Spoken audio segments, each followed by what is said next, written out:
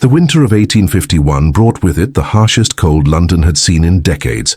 Steam rose like ghostly apparitions from the iron rails of Paddington Station as the afternoon express from Yorkshire wheezed to a halt, disgorging its weary passengers onto the crowded platform. Among the sea of top hats and bustling skirts, one figure moved with desperate urgency, a young woman clutching a bundle to her chest as if it contained her very soul. Isabella Montgomery stepped unsteadily from the third-class carriage, her legs trembling from exhaustion and 3 days of travel with barely any food. The baby in her arms, little Thomas, barely 4 months old, had been crying intermittently for hours, his weak wails piercing through the cacophony of the busy station. Her last few shillings had been spent on the train fare, leaving nothing for food or lodging in the vast, unforgiving city. The platform swayed beneath her feet, like the deck of a ship in rough seas. She had not eaten properly in 2 days, subsisting only on the kindness of fellow passengers who had shared crusts of bread or sips of water. Her dark mourning dress, already threadbare from months of wear, clung to her thin frame, offering little protection against the bitter wind that cut through the station's iron canopy. "Thomas, my darling," she whispered to the infant, her voice hoarse with fatigue. "We're here now. We'll find your grandfather and everything will be well." But even as she spoke the words, doubt gnawed at her heart. Isabella had never met her late husband's father, the proud military man who had disowned his son for marrying beneath his station. Her only hope was that the man might show mercy to his grandchild, even if he felt nothing but contempt for the poor girl who had trapped his heir. Around her, the platform buzzed with purposeful activity. Merchants called out their wares, porters hurried past with towering stacks of luggage, and well-dressed families embraced arriving relatives. But no one spared a glance for the pale young widow swaying on unsteady feet, clutching her crying baby. Isabella pressed forward through the crowd, searching desperately for some sign of direction. The station was overwhelming, far larger and more chaotic than anything she had experienced in her small Yorkshire village. The noise was deafening, the smells of coal smoke and unwashed humanity almost overpowering. Little Thomas's cries grew more distressed, as if he sensed his mother's mounting panic. Near the station's grand clock, a group of well-dressed gentlemen stood in animated conversation. Isabella approached hesitantly, hoping one might know the direction to Belgrave Square, where Colonel Montgomery supposedly maintained his London residence. "Excuse me, sir," she began, addressing the nearest gentleman, but he brushed past her without acknowledgement, as if she were invisible. She tried again with another passer-by, then another, but each time the response was the same, a glance that took in her shabby clothing and dismissed her as unworthy of attention. The baby's crying grew more desperate, and Isabella felt tears of frustration and exhaustion beginning to blur her vision. The platform began to spin slowly around her. She had pushed herself too far, too fast. 3 days of travel with an infant, no proper food, no rest, and the crushing weight of uncertainty had finally taken their toll. She stumbled toward a wooden bench, hoping to rest for just a moment, but her legs gave way before she could reach it. The world tilted sickeningly, and Isabella felt herself falling. Her last conscious thought was not for herself, but for the precious burden in her arms. As darkness claimed her, she managed to adjust her hold on Thomas, protecting him even as she collapsed onto the cold, unforgiving stones of the platform. It was then that Count Alexander Pemberton, returning from a melancholy visit to his wife's grave, witnessed the tragic tableau. He had been walking through the station in his customary solitary manner, wrapped in grief as surely as he was wrapped in his black greatcoat, when the young woman's collapse caught his attention. Without hesitation, the tall, distinguished nobleman dropped to his knees beside the fallen figure. His practiced hands, gentle despite their strength, quickly assessed her condition, while his sharp eyes took in every detail of her appearance. The mourning dress, though poor in quality, was meticulously clean and mended. The baby she clutched was well cared for, despite their obvious poverty. Most telling of all, even in unconsciousness, her arms remained protectively curved around the infant. "So you there," Alexander commanded a nearby porter, his voice carrying the unmistakable authority of aristocracy. "Fetch a physician immediately. And you," he addressed another onlooker, "clear a space. Give the lady air to breathe." As the crowd pressed closer out of curiosity, Alexander gently lifted the baby from Isabella's unconscious arms. The infant's cries intensified at being separated from his mother, but Alexander's touch was surprisingly sure as he supported the tiny head and spoke in low, soothing tones. "Hush now, little one," he murmured, his voice carrying an unexpected tenderness. "Your mother will be well. She's simply exhausted herself caring for you." The sight of the imposing Count, known throughout London society for his rigid reserve and perpetual mourning, cradling a stranger's baby with such gentle competence, sent ripples of shock through the growing crowd of observers.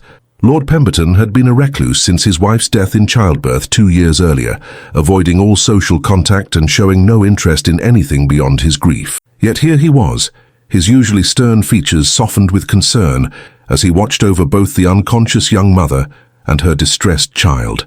When the physician arrived, a harried-looking man with a leather bag and nervous demeanor, Alexander's questions were sharp and informed. "What is her condition? Has she injuries beyond exhaustion?" "The child appears healthy, but they've clearly been traveling in difficult circumstances."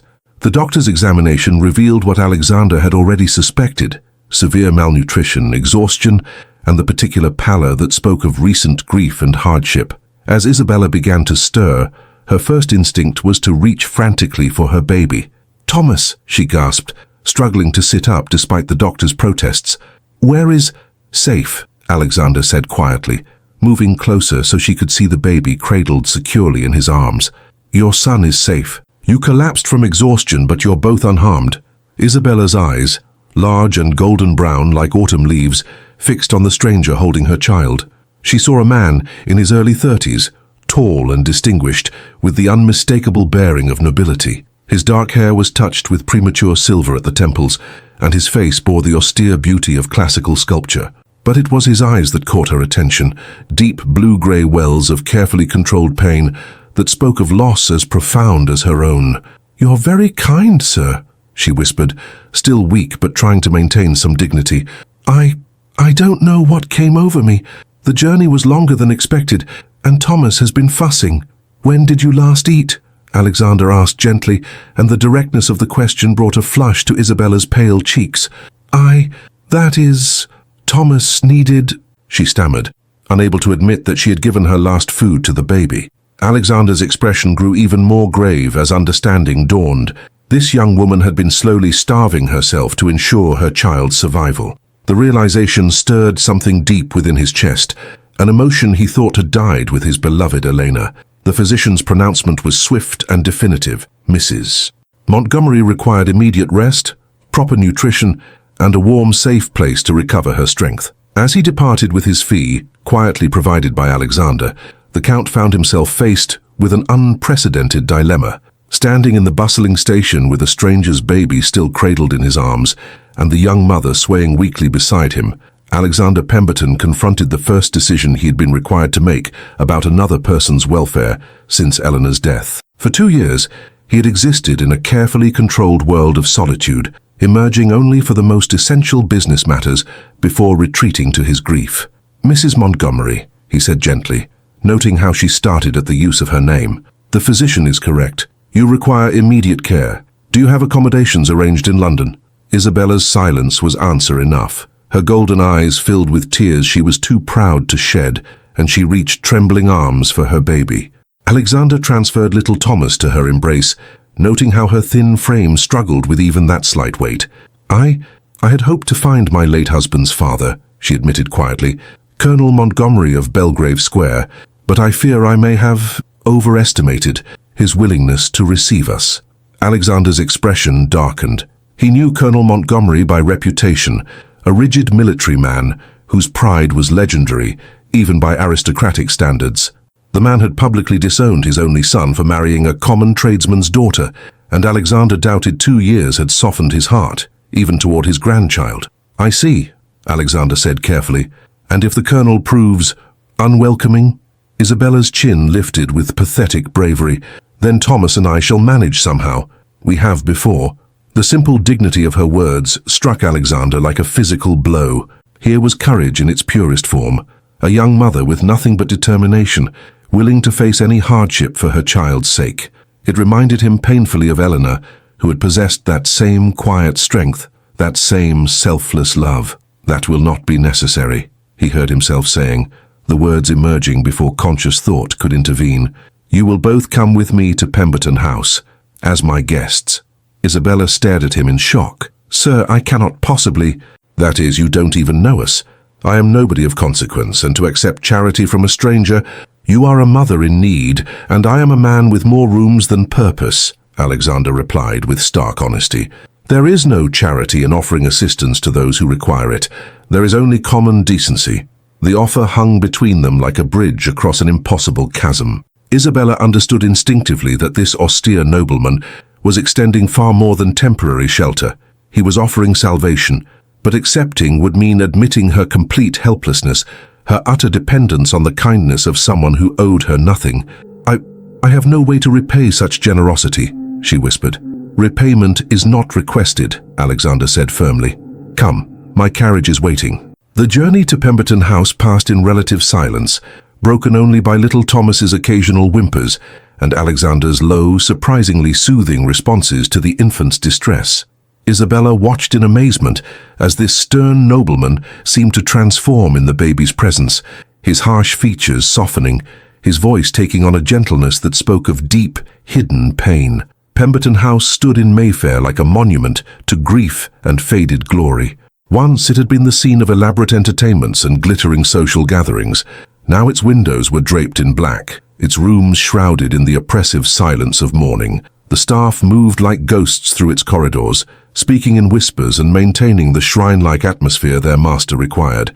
Mrs. Hartwell, the elderly housekeeper, received Alexander's instructions with barely concealed shock. In 2 years, no guests had crossed the threshold of Pemberton House.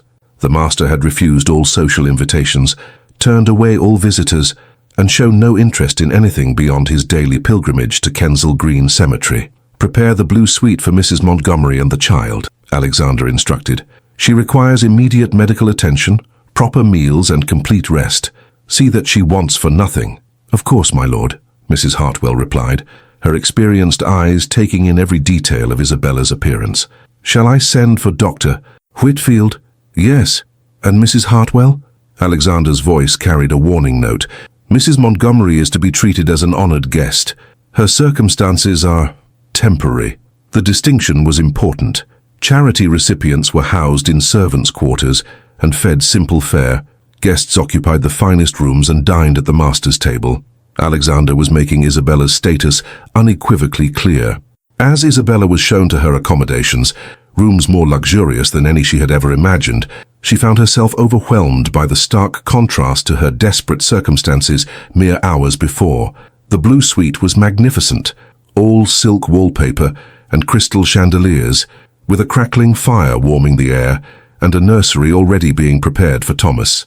But it was the portrait hanging above the fireplace that stopped her breath completely. The painting showed a young woman of extraordinary beauty, dark-haired and radiant, with kind eyes and a gentle smile. She wore an elaborate ball gown and jewels that spoke of the highest social position, but it was her expression that captivated Isabella.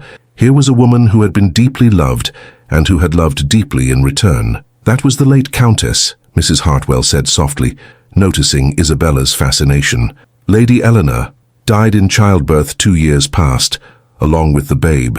The master, well, he's not been the same since. Understanding dawned like a cold sunrise.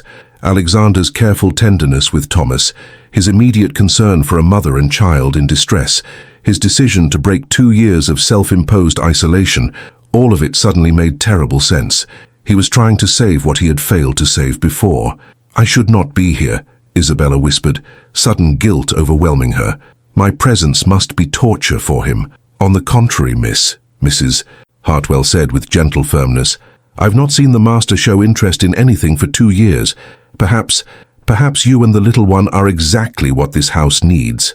That evening, Isabella joined Alexander for dinner in a dining room that could have seated 50, but felt intimate with only 2 place settings.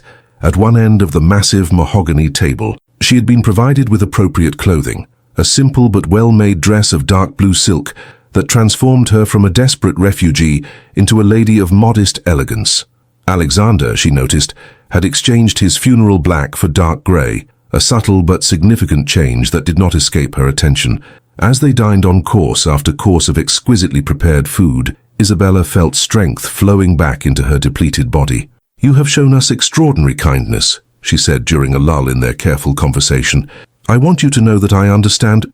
That is, Mrs. Hartwell explained about your loss. I cannot imagine how difficult our presence must be for you." Alexander's fork paused halfway to his lips. "And yet you understand loss yourself, Mrs. Montgomery.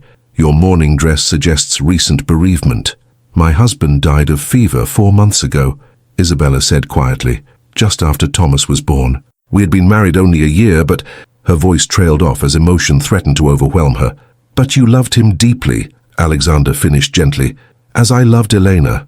Perhaps that is why I could not walk past your need today. Those who have known true love have an obligation to protect it wherever they encounter it." The words hung between them, creating an unexpected intimacy. Two wounded souls, brought together by tragedy and bound by their mutual understanding of love and loss. "Tell me about him," Alexander said softly. "Your husband." And in the candlelit dining room of Pemberton House, Isabella began to speak of James Montgomery. The young officer who had swept her off her feet, married her despite his family's disapproval, and died before he could ever hold his son. As she talked, Alexander listened with an attention and understanding that healing 2 years of silence had made precious beyond measure. Neither of them noticed how natural it felt, this sharing of grief and memory. Neither acknowledged how the terrible loneliness that had consumed them both seemed to lift slightly in each other's presence. But Mrs. Hartwell, watching from the doorway, saw everything, and for the first time in 2 years she allowed herself to hope. 3 weeks passed in a routine that felt both natural and impossibly fragile. Isabella's strength returned gradually under Mrs. Hartwell's watchful care and the cook's determined effort to restore her health. Little Thomas thrived in the warm, secure environment of Pemberton House, his cries becoming less frequent and his smiles more abundant. Each evening, Isabella joined Alexander for dinner, and their conversations gradually evolved from careful politeness to genuine connection. She spoke of her childhood in Yorkshire, of her father's modest shop, and her mother's gentle wisdom. Alexander, in return, shared carefully selected memories of his travels, his estates, and even, occasionally, his life with Elena. What neither acknowledged was how these evening conversations had become the focal point of their days.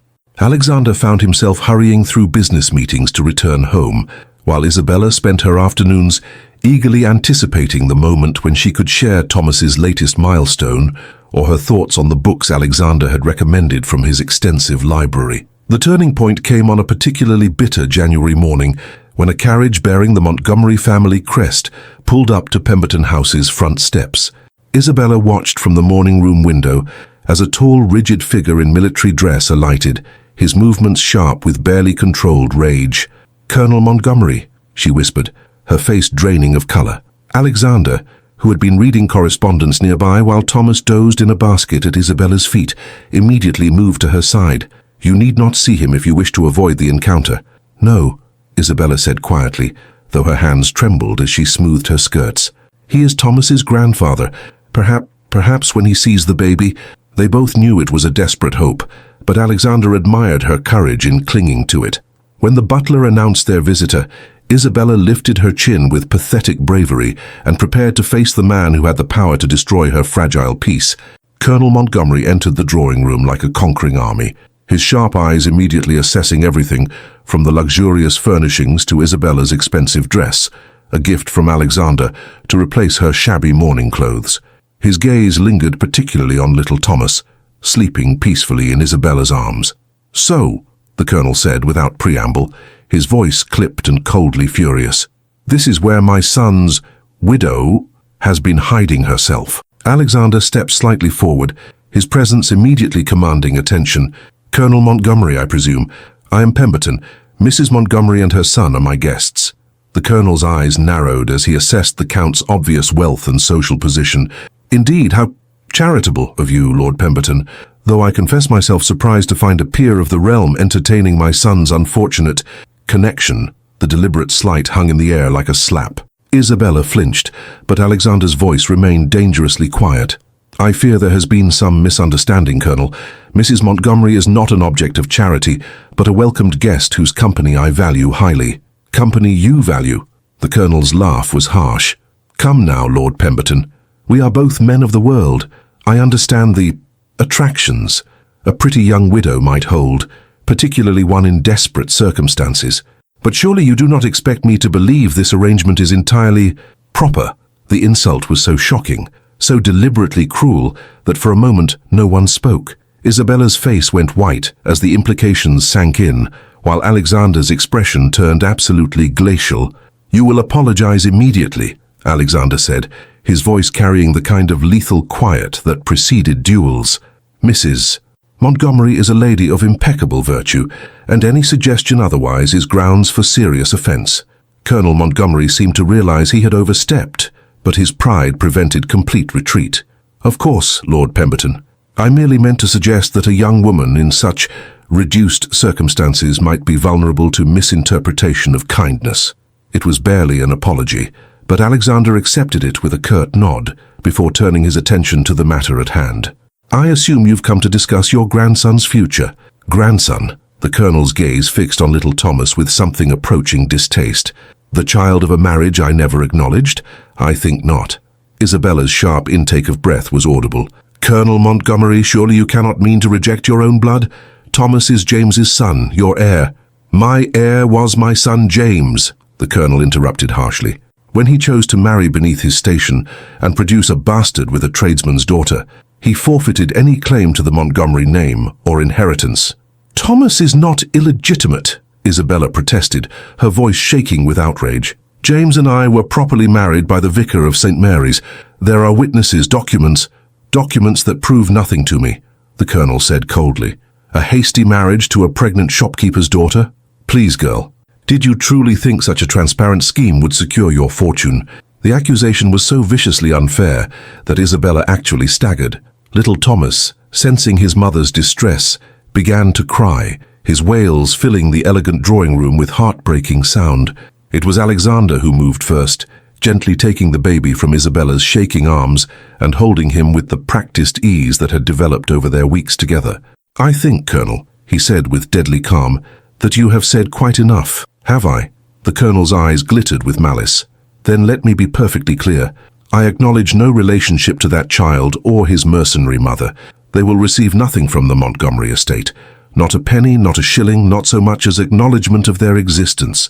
He turned to leave, then paused for one final cruelty. "I suggest you find other accommodations. For your charity case, Lord Pemberton, London society talks and your reputation cannot afford much more of this sort of gossip."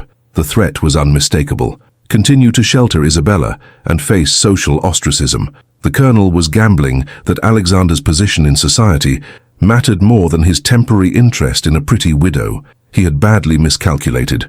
"Colonel Montgomery," Alexander said pleasantly, his tone so deceptively mild that Mrs. Hartwell, listening from the hallway, felt a chill run down her spine. "I believe you are laboring under several misapprehensions."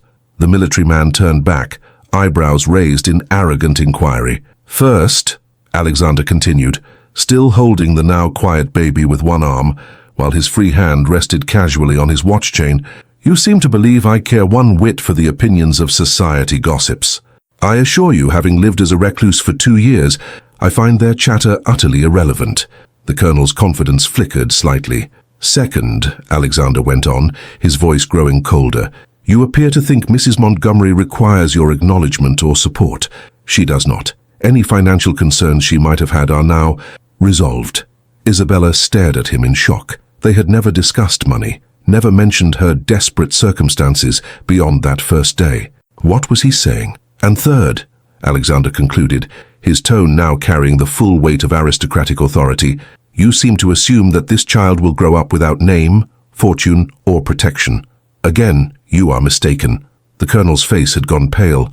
"What exactly are you suggesting, Lord Pemberton?" Alexander looked down at little Thomas, who was gazing up at him with wide, trusting eyes. When he spoke again, his voice was firm with absolute conviction. "I am suggesting, Colonel, that young Thomas will want for nothing. He will bear a name that opens every door in England. He will inherit estates that make your holdings look like a cottage garden. And he will grow up knowing he is loved and wanted, rather than rejected and scorned." The implications hung in the air like thunderclouds. Isabella felt the room spinning around her as understanding began to dawn. "You cannot mean," she whispered.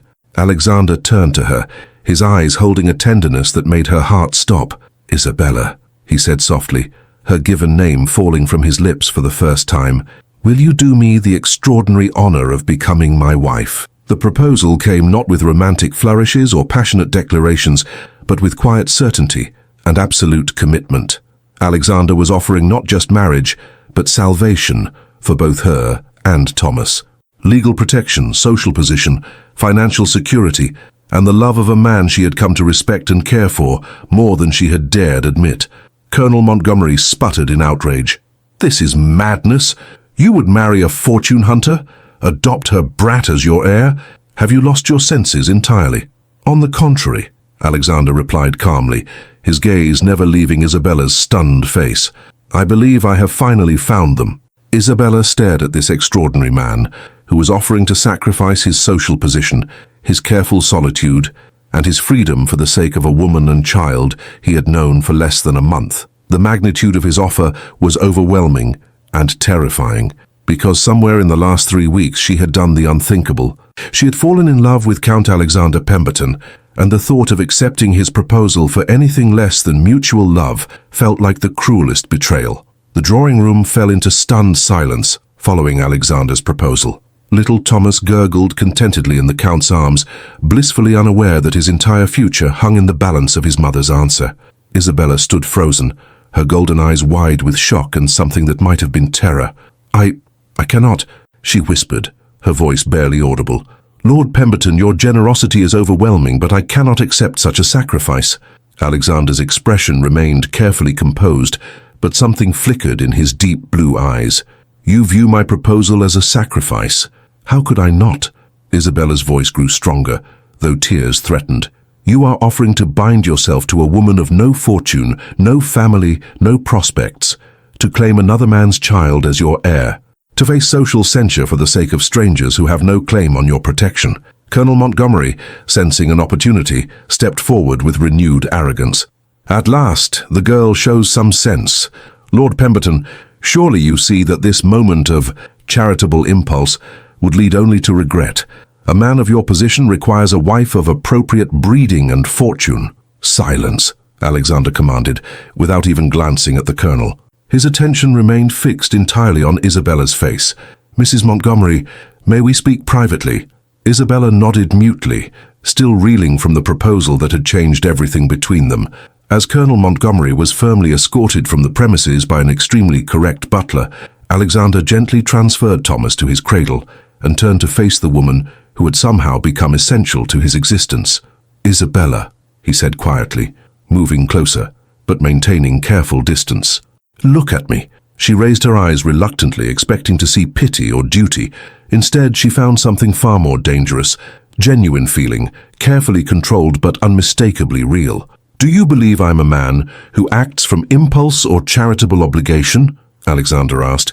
"No," Isabella admitted. "But do you believe I am incapable of recognizing my own interests and desires?" "Of course not.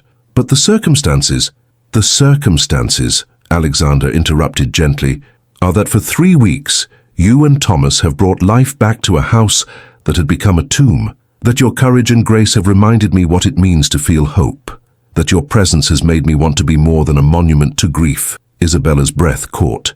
"Alexander, I am not proposing marriage from duty or pity," he continued, his voice growing rougher with suppressed emotion. "I am proposing because somewhere in these past weeks I have come to care for you both more than I thought myself still capable of caring for anything." The confession hung between them, like a bridge neither dared cross completely. Isabella felt her heart hammering against her ribs as she struggled to process what he was saying. "But Eleanor," she began. "Will always hold a part of my heart," Alexander finished honestly. "I loved her deeply and her memory will never fade. But love, I have learned, does not have finite boundaries. The heart can hold multiple loves without diminishing any of them." He moved closer, his hand lifting as if to touch her face, then falling back to his side. "Isabella, I cannot promise you the desperate passion of first love, but I can offer you respect, affection, protection, and the possibility of something deeper growing between us." Isabella closed her eyes, overwhelmed by the magnitude of what he was offering, and by her own response to it, because the truth was that she had already begun to love him, not with the innocent infatuation she had felt for James, but with something deeper and more mature. The way Alexander had cared for Thomas, his patient understanding of her grief, his quiet strength in the face of Colonel Montgomery's cruelty, all of it had gradually worn away her careful defenses. "I care for you too," she whispered, the admission torn from her heart. More than I should, more than I ever expected to care for anyone again. But that is precisely why I cannot accept. You deserve a wife who can love you without reservation, without the shadow of another man's memory. Alexander's expression grew infinitely tender. And you deserve a husband who sees you as more than a duty to be discharged or a charity case to be managed. Isabella, I'm not asking you to forget James or to love me as you loved him. I am asking you to allow us the chance to build something new together. Before Isabella could respond, Mrs. Hartwell appeared in the doorway, her face grave with concern. My lord, forgive the interruption, but there is a situation that requires your immediate attention. Alexander frowned at the interruption, but his housekeeper's tone indicated genuine urgency. What is it, Mrs. Hartwell? Colonel Montgomery has returned with several gentlemen from the War Office. They are demanding to examine the child's documents and making accusations about Mrs. Montgomery's character and claims. Isabella's face went white. What kind of accusations? Mrs. Hartwell's expression was deeply troubled. They are suggesting that the child may not be the legitimate son of Captain Montgomery, that the marriage itself may have been fabricated for mercenary purposes.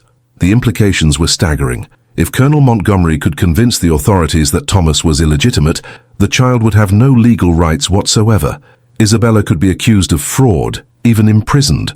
Worse, Thomas could be taken from her and placed in a workhouse as an unwanted bastard. This is impossible, Isabella breathed.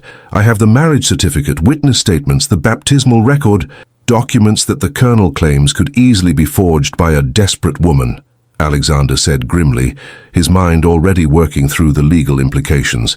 He is gambling that your lack of powerful connections will make it easier to discredit your evidence than to accept your claims. Isabella sank into a chair, her legs suddenly unable to support her. What can we do? I have no money for lawyers, no influential friends to speak for my character. If they decide the documents are false, they will not, Alexander said with quiet conviction, because you will not be facing these accusations alone. Isabella looked up at him confused. I don't understand. Alexander knelt beside her chair, taking her hands in his strong ones. Marry me, Isabella. Today, now. As my wife, you will have the full protection of the Pemberton name and influence. Thomas will be legally my son from the moment of our marriage. No one will dare question the legitimacy of a child acknowledged by a count of the realm. But the accusations will become irrelevant. Once you are my countess, your past becomes unassailable. More importantly, our future becomes secure. Isabella stared at him, realizing that he was offering not just marriage, but a form of legal armor that would protect both her and Thomas from any further attacks. The practical benefits were undeniable, but the emotional cost. Alexander, I cannot let you sacrifice yourself on the altar of my problems. If you marry me under these circumstances, you will spend the rest of your life wondering if I accepted you from love or desperation. Alexander's grip on her hands tightened slightly. Then let me remove all doubt. Isabella Montgomery, I love you. Not as I loved Elena, but deeply and truly nonetheless. I love your courage, your devotion to Thomas, your strength in the face of adversity. I love the way you have brought warmth back to this house and hope back to my life. The declaration was quiet, but absolute, and Isabella felt her carefully maintained composure crumble completely. I love you too, she whispered through her tears. God help me, I love you too. Alexander's smile was like sunrise after a long, dark night. Then marry me, my darling. Not from desperation or duty, but because two people who have known loss have found something precious together. Through the window, they could hear the sound of carriages and official voices. Colonel Montgomery's reinforcements were gathering, preparing to destroy everything Isabella held dear. But in the warm drawing room of Pemberton House, a different kind of revolution was taking place. One built on love and trust, rather than duty and desperation. Yes, Isabella breathed, her voice gaining strength with each word. Yes, Alexander, I will marry you. And as he drew her into his arms for their first kiss, little Thomas began to laugh, a sound of pure joy that seemed to bless their unlikely union. The next few hours passed in a whirlwind of frantic activity as Alexander mobilized every resource at his disposal. Within 30 minutes of Isabella's acceptance, he had summoned his personal solicitor, dispatched messengers to secure a special license, and sent word to the Archbishop of Canterbury himself, a family friend who owed the Pemberton family considerable favors. "Mrs. Hartwell," Alexander commanded with military precision, "prepare the chapel immediately. Fresh flowers, candles, and ensure the vicar is summoned from St. George's. Mrs. Montgomery will require appropriate attire. Send Martha to Bond Street with my authority to procure whatever is necessary." The elderly housekeeper, who had served the Pemberton family for 40 years, had never seen her master move with such focused determination. "Yes, my lord. And the other matter. Let Colonel Montgomery and his associates cool their heels in the morning room," Alexander said grimly. "They can examine whatever documents they wish, but they will do so in the presence of my solicitor. And Mrs. Hartwell, ensure they understand they are no longer welcome in this house after today." As the household erupted into purposeful chaos, Isabella found herself swept along in preparations that felt both dreamlike and terrifying. Professional seamstresses appeared as if by magic, transforming yards of ivory silk into an elegant wedding gown with breathtaking speed. Her hands trembled as they arranged her hair into an elaborate style befitting a countess, adorning it with pearls that had belonged to Alexander's grandmother. "Mrs. Montgomery," Martha, the lady's maid assigned to her, said softly as she fastened a necklace of diamonds around Isabella's throat. "If I may say so, you look beautiful, and his lordship, well, I've worked in this house since I was a girl, and I've never seen him look so alive." Through the mirror, Isabella caught sight of herself transformed from desperate widow to aristocratic bride. The woman looking back at her seemed like a stranger, elegant, composed, worthy of the title she was about to assume. But beneath the finery, her heart raced with equal parts joy and terror. Meanwhile, in his study, Alexander faced a different kind of preparation. His solicitor, Mr. Whitman, had arrived with a stack of documents that would legally transform Isabella and Thomas's status from vulnerable strangers to protected family members. "The adoption papers are prepared, my lord," Whitman said briskly. "Upon your marriage, young Thomas will become your legal heir with all rights and privileges thereof. I've also prepared a will that ensures Mrs. Montgomery's security should anything happen to you." "And Colonel Montgomery's accusations?" Whitman's expression grew grimmer. "I've examined the documents he presented to the War Office. They are troubling, not because they disprove Mrs. Montgomery's claims, but because they reveal the depth of his determination to discredit her." Alexander's jaw tightened. "Explain." "He has somehow obtained statements from individuals claiming to have knowledge of Mrs. Montgomery's character before her marriage. A tavern keeper, who swears she was known to entertain multiple gentlemen, a supposed witness who claims the marriage ceremony was hasty and irregular, even a woman who alleges Mrs. Montgomery confessed the child's true parentage.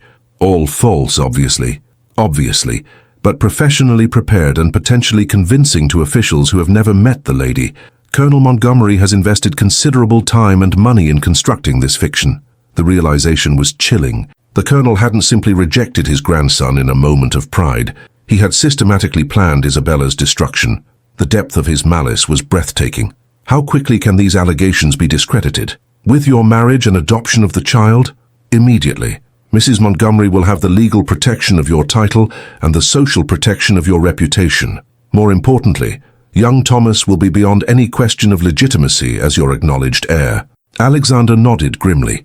"Then we proceed as planned." An hour later, as afternoon sunlight streamed through the stained glass windows of Pemberton House's private chapel, Isabella walked slowly down the aisle toward a future she could never have imagined.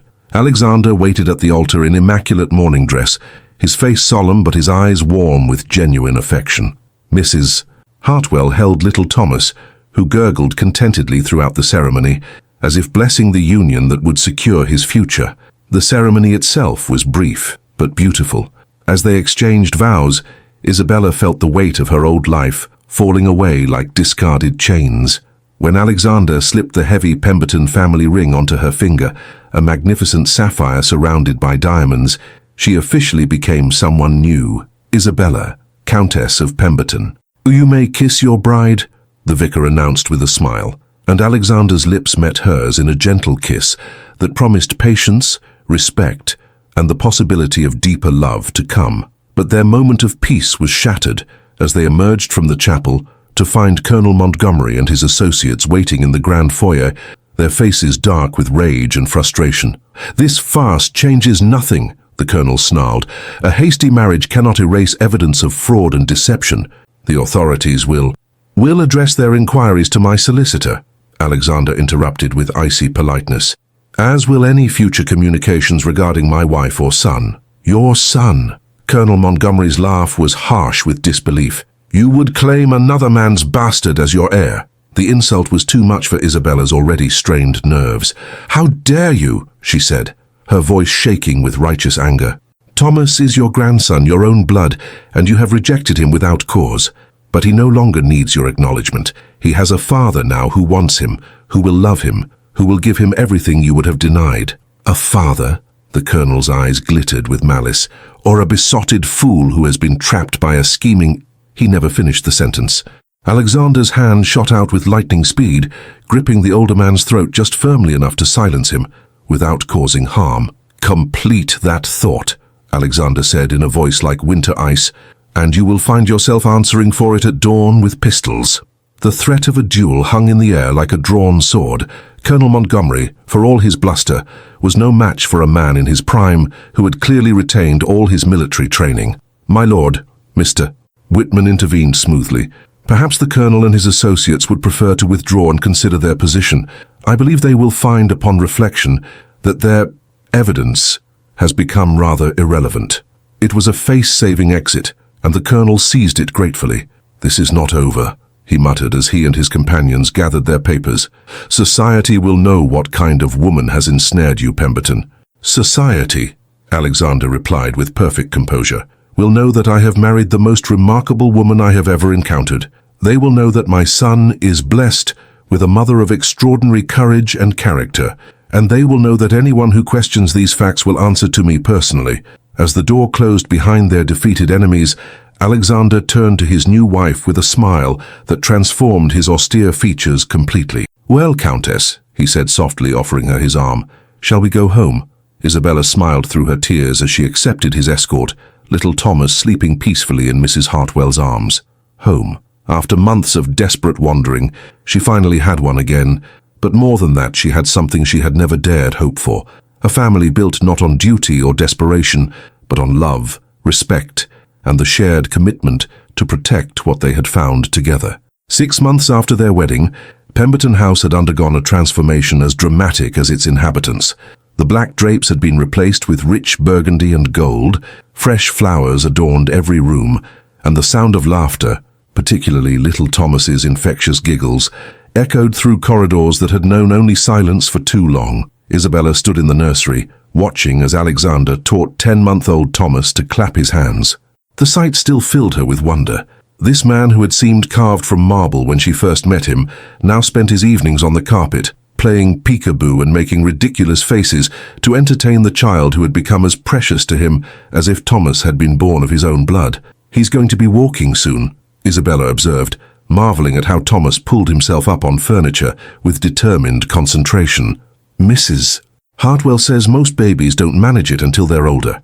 Thomas is clearly exceptional, Alexander replied with the proud bias of a devoted father, though I suppose we shouldn't be surprised given his remarkable mother.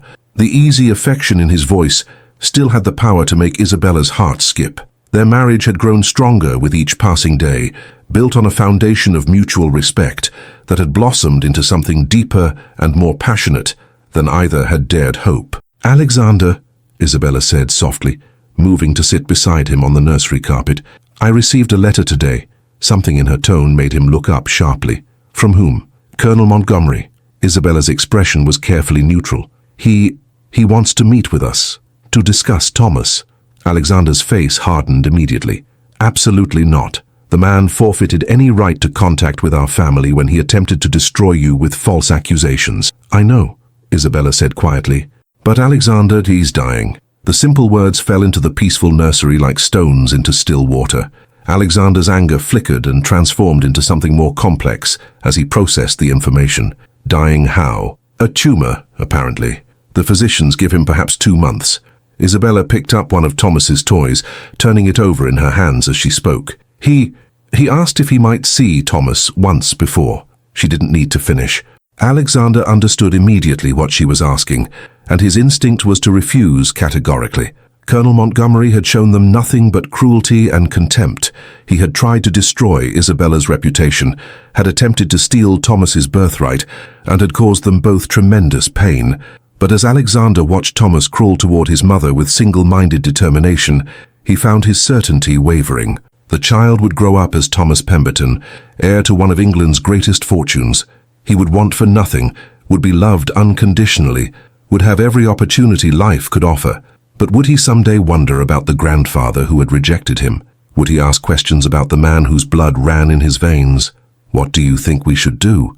Alexander asked carefully, knowing that the decision ultimately lay with Isabella as Thomas's mother. Isabella was quiet for a long moment, watching her son attempt to climb into Alexander's lap with the assumption of welcome that had become his birthright in this house. "I think," she said finally, "that Thomas deserves to know where he came from, even if he doesn't remember the meeting. And I think Colonel Montgomery deserves the chance to see what he threw away." Alexander's expression remained troubled. "Isabella, I won't have you subjected to his insults again. I won't have our family's peace disturbed by his bitterness. It won't be like before," Isabella said with quiet confidence. "We're not the desperate strangers we were 6 months ago. I am the Countess of Pemberton now, protected by your name and your love. Thomas is your acknowledged heir. We're beyond Colonel Montgomery's power to harm us." It was true, and Alexander knew it. The transformation in Isabella's confidence had been remarkable to witness. The frightened, desperate girl who had collapsed on the train platform had evolved into a woman of genuine aristocratic bearing, someone who commanded respect in London's most exclusive drawing rooms. "If we do this," Alexander said slowly, "it will be on our terms in our home with our rules." Isabella nodded. "Of course. And at the first sign of disrespect or cruelty, you throw him out," Isabella finished with a slight smile. "I know, darling. I wouldn't expect anything less." 3 days later, Colonel Montgomery arrived at Pemberton House a changed man. The proud military bearing was gone, replaced by the careful movements of someone fighting constant pain. His face was gaunt, his uniform hanging loose on a frame that had clearly lost considerable weight, but most striking were his eyes, no longer burning with self-righteous fury, but haunted with regret and the knowledge of approaching death. Isabella received him in the drawing room, where their first confrontation had taken place, but everything else about the situation had changed. She wore a gown of rich blue silk that perfectly complemented her new confidence, while Alexander stood protectively at her shoulder. Most importantly, she held Thomas, now a healthy, laughing baby who bore an unmistakable resemblance to his late father. "Mrs. Lady Pemberton," the colonel said awkwardly, clearly struggling with the change in her status. "Thank you for agreeing to see me." "Colonel Montgomery," Isabella replied with perfect courtesy. "Please, sit. You look tired," as the old soldier lowered himself carefully into a chair, his eyes fixed on Thomas with an expression of profound shock. The resemblance to his late son was unmistakable. The same dark hair, the same bright eyes, the same determined jaw. He looks just like James did as a baby," the colonel whispered, his voice cracking slightly. "Yes," Isabella agreed simply. "He does." For several minutes, Colonel Montgomery simply stared at his grandson, drinking in details he had rejected the chance to know. Thomas, comfortable in his mother's arms and secure in Alexander's presence, regarded the stranger with curious interest, but no fear. "I was wrong," the colonel said finally, the words seeming to tear from his throat. "About everything. About the marriage, about you, about the boy. I let pride and prejudice blind me to what was right in front of me." Isabella felt Alexander's hand settle protectively on her shoulder, but his touch was gentle, rather than restraining. The decision of how to respond belonged to her. "Thomas is a wonderful child," she said carefully. "He's intelligent, happy, and loved. He will grow up knowing nothing but security and affection. As my son's child deserved," the colonel acknowledged painfully. "As you deserved when you came to me for help." He looked directly at Isabella, his faded eyes bright with unshed tears. "I failed James by rejecting his choice, and I failed both of you by letting spite override family duty." The apology hung in the air between them. Isabella felt no triumph in hearing it, only sadness for the wasted time, the lost opportunities. The grandfather Thomas would never really know. "Colonel Montgomery," she said gently, "would you like to hold him?" The old soldier's composure cracked completely. "May I?" "Truly." At Isabella's nod, Alexander carefully lifted Thomas from his mother's arms and placed the baby in his grandfather's trembling hands. The moment Thomas settled against the colonel's chest, something remarkable happened. The hard lines of military discipline melted away, revealing the grieving father and desperate grandfather beneath. "Hello, my boy," Colonel Montgomery whispered, his voice thick with emotion. "I'm your grandfather. I should have been here from the beginning, but I was too foolish and proud to see what a treasure you are." Thomas, with the instinctive wisdom of children, reached up to touch the old man's face, his small fingers tracing the tears that flowed freely down weathered cheeks. For the next hour, Colonel Montgomery held his grandson, memorizing every detail while sharing stories of James's childhood, tales that Isabella treasured as gifts for Thomas's future. When it came time for him to leave, the old soldier handed Thomas back to Alexander with visible reluctance. "Lord Pemberton," he said formally, "I owe you a debt I cannot repay. You saved my grandson's life and gave him a father worthy of the name. I hope you will tell him someday that his grandfather loved him, even if I was too late to show it properly." Alexander's response was characteristically direct. "Thomas will know his history, Colonel, both the mistakes and the redemption. Children should understand that people can change, can grow, can find their way to love, even when they've lost their path." As Colonel Montgomery's carriage disappeared into the London traffic, Isabella leaned against Alexander's strong frame. Thomas nestled between them like the blessing he had always been. "Do you think we did the right thing?" she asked quietly. Alexander pressed a kiss to the top of her head. "I think we gave a dying man the chance to know his grandson, and we gave Thomas the knowledge that he comes from a family capable of love, even when it's complicated by human weakness." "And us?" Isabella asked. "How do we move forward from here?" Alexander smiled, the expression transforming his face with warmth and contentment. "We continue building the life we've chosen together. We raise our son to be kind but strong, generous but wise. We fill this house with love and laughter, and we remember that the best families are not born. They're created by people who choose to love each other." As they walked back into Pemberton House together, Isabella marveled at the journey that had brought them to this moment. A year ago, she had been a desperate widow collapsing on a train platform. Now she was a countess, a beloved wife, and the mother of a child who would never know want or rejection. But most importantly, she had learned that love truly did have no boundaries, not of class or circumstance or past loss.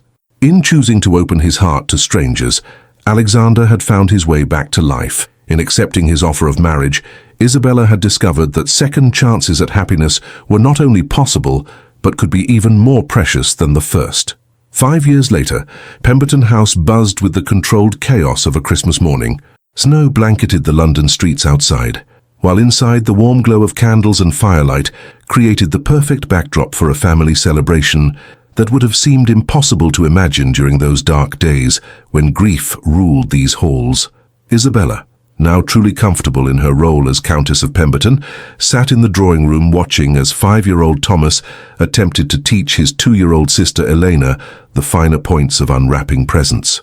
Little Elena, named in honor of Alexander's first wife, but possessing Isabella's golden eyes and determined spirit, was more interested in eating the ribbon than examining the toy inside. "Thomas, my love," Isabella laughed, "perhaps Elena is too young for mechanical toys." "But Mama," Thomas protested with the earnest logic of childhood, "Papa says she's very clever for her age. Surely she can learn to wind the soldier properly."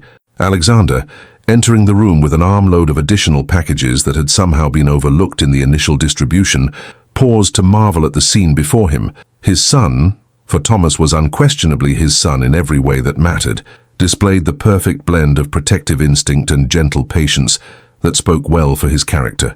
The boy had grown into his inheritance with natural grace, showing no signs of the entitlement that often plagued aristocratic children.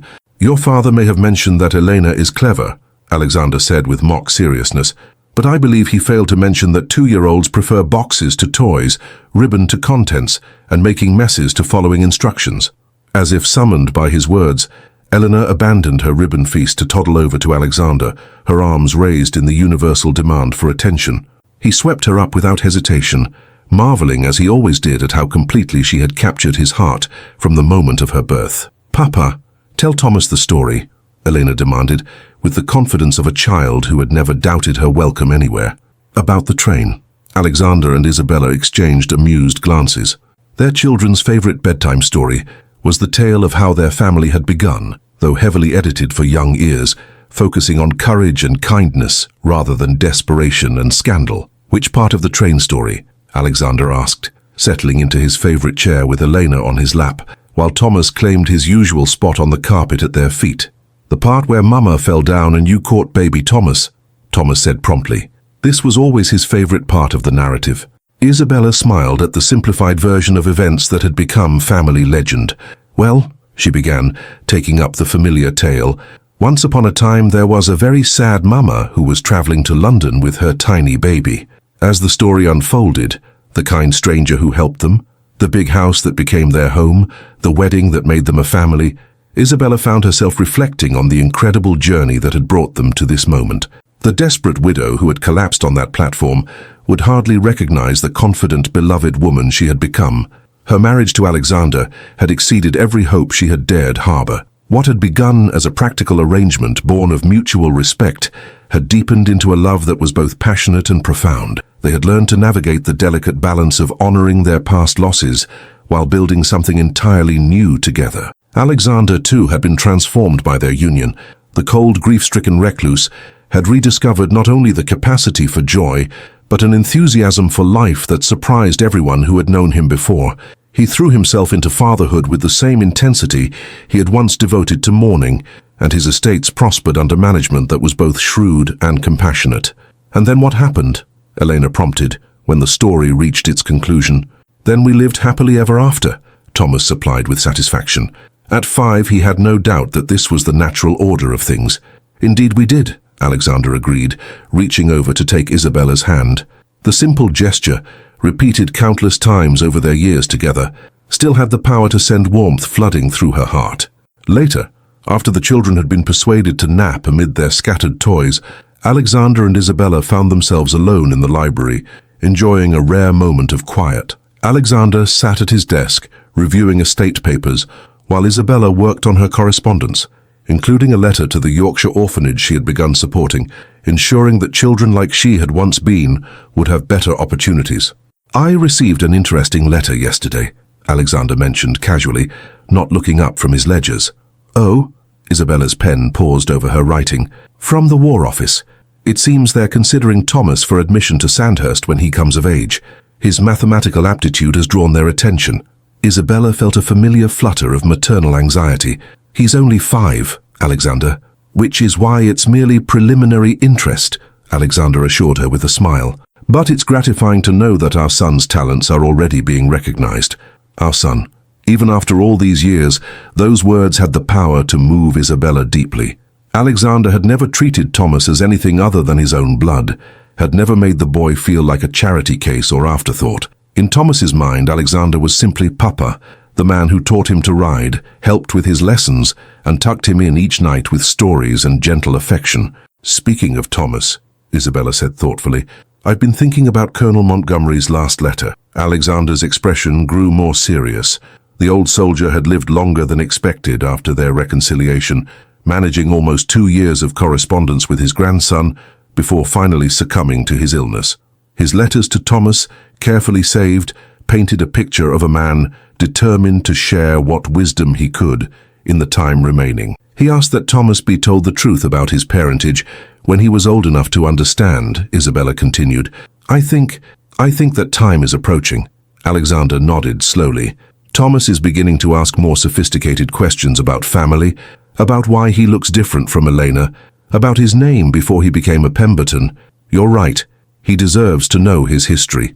All of it, Isabella said firmly, including the mistakes, the rejection, the redemption. Children should understand that families can be complicated, that love sometimes comes in unexpected forms.